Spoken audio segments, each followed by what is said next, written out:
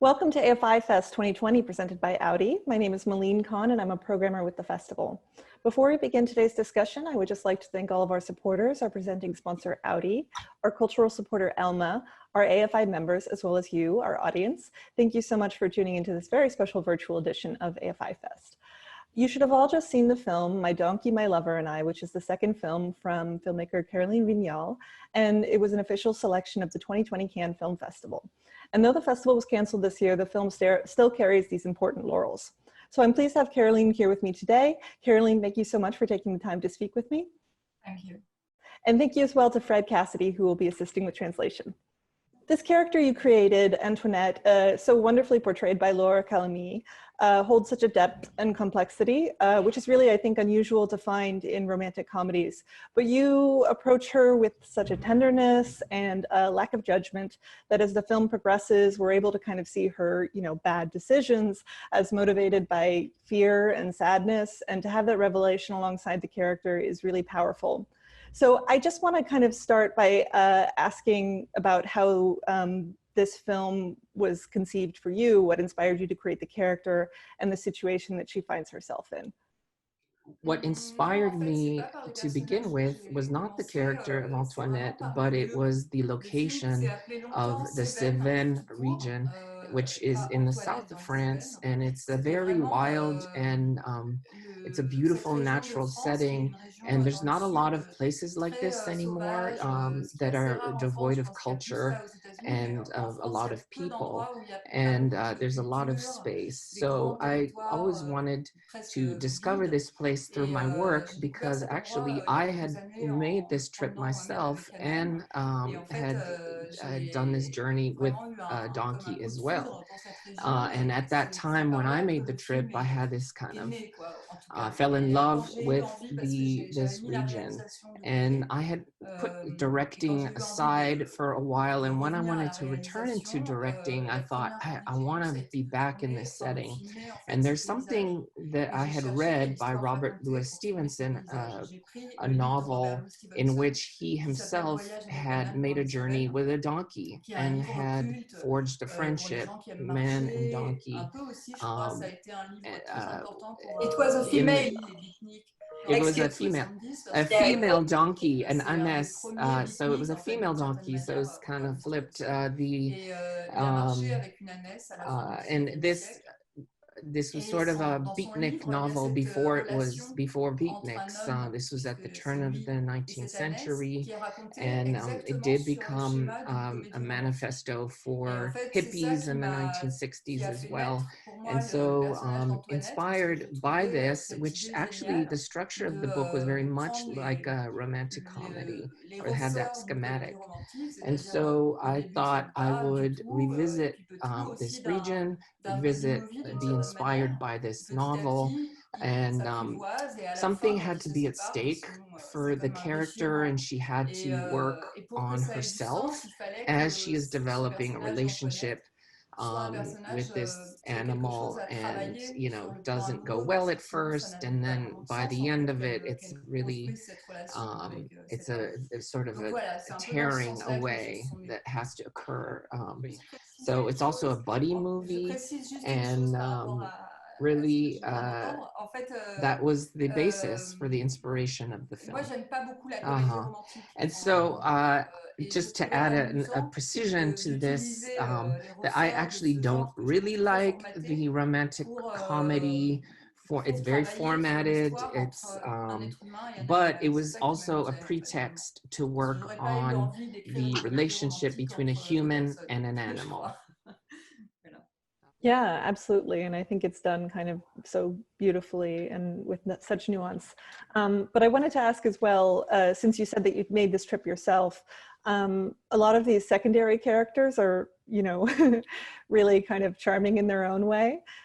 Did you speak to any of the hosts or any others who are kind of traveling along this route in terms of, the inspiration for things like the motorcycle gang or these hosts?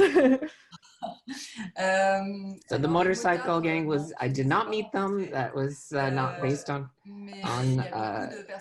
reality. However, the character of the man who runs marathons, who washes first with his clothing and second without his clothing, that was based on a conversation that I had, somebody I met during a dinner. So yes, there were inspirations based in real life, but not the motorcycle.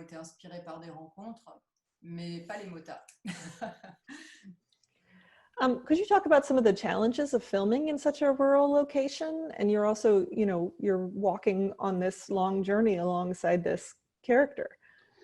So yeah, there were challenges for filming outdoors, and my main anxiety or worry was mostly with the weather, because we didn't have the means to just wait for the perfect light or the perfect moment necessarily, but we had a lot of luck while we filmed, and I would find it actually more challenging to be indoors in a small apartment and filming for weeks and weeks with a crew and everybody, you know, sort of locked in. So the being outdoors was actually was a joy and a challenge that we took on.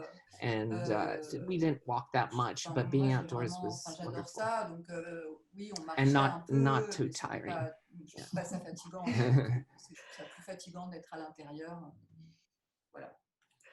I'm familiar with Laura Calamy myself through Lea Misius's Ava, which we played at AFI in 2017. And it's really wonderful to see her here in a leading role. And could you talk about how you found her and how she came to work with you on this project? Yes, so regarding Laure Calamy, the lead, I had seen her many times in playing supporting roles in Ava, and then another one entitled in French, A World Without Women. But you may know her from the French series called 10% or Call My Agent. And she plays the role of an agent. She's so bright and funny and always surprising in her choices. You don't really know what you're gonna see next. You don't know what to expect from her. And I needed somebody who had a very strong presence because she does spend a lot of time alone on the screen, of course, with an animal, but she had to carry a lot on her own and have a sort of energy and a presence that would be very strong, and also an inventiveness. I knew very early on that I wanted her, and then so we met for the very first time, and Laure said to me, "Do you know me? Did you write this with me in mind?" Which was not the case, because she loves the outdoors. She knows the Cévennes region very well. It turns out that her companion or her partner is a guide in the mountains, that she loved the Robert Bresson film,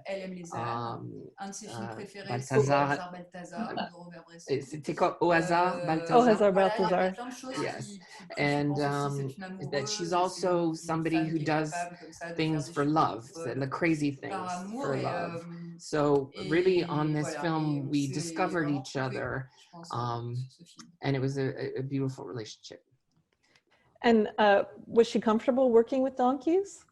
Yes, so it was very important that she would feel comfortable around donkeys, and so we went and met several donkeys about 200 miles from, or 200 kilometers from Paris in the Vendée region, and I saw right away that she was not afraid and that she was very comfortable around them, and that she was able to create a bond with the animal. And actually Patrick, the donkey, was played by two different animals, and one of them she had no affinities with. She was a little afraid of, or it didn't really gel. And the second one she had a very strong friendship and built a lot of affinity and friendship with, so that really helped.